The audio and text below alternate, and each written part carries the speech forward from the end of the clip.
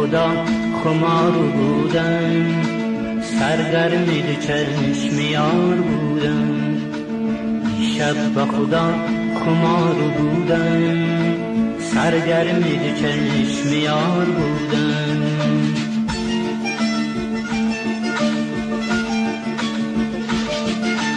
من گل پرستم، بی بادم هستم، افتاده یک دل این شب زدستم.